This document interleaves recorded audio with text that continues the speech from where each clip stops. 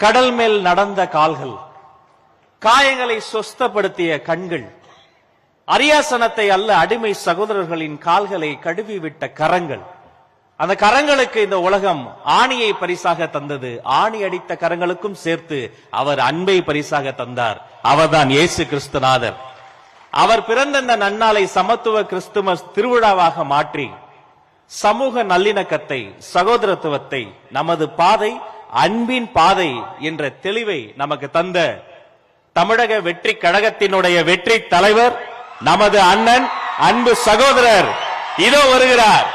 சமத்துவ கிறிஸ்துமஸ் விழா உரை தருகிறார்.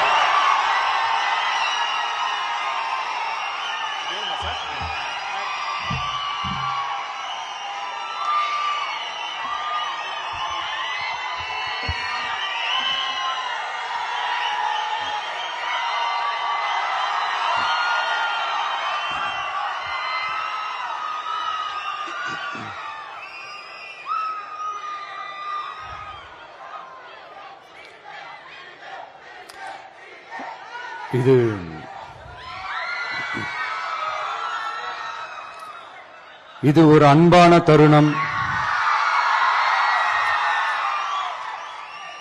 அழகான தருணம்.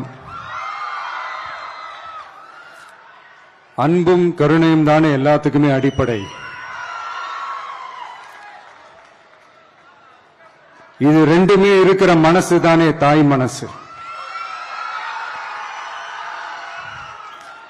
நம்ம தமிழ்நாட்டு மண்ணும் அப்படிப்பட்ட ஒரு மண்ணு தானே, தாய் அன்பு கொண்ட மண்ணு தானே.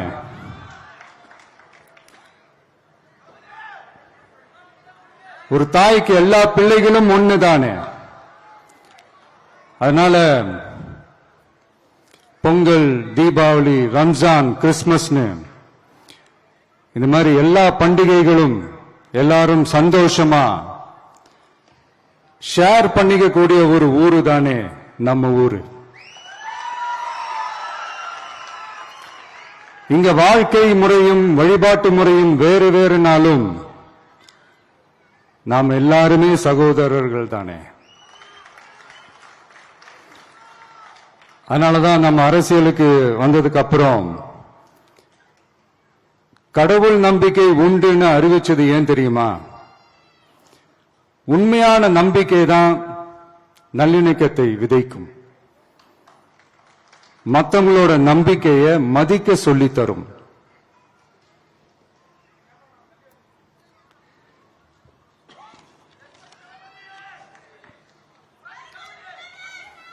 எஸ், அப்படிப்பட்ட ஒரு நம்பிக்கை இருந்துட்டாலே போதும், எப்பேற்பட்ட ஒரு பிரச்சனைகளையும் ஜெயிக்கும்.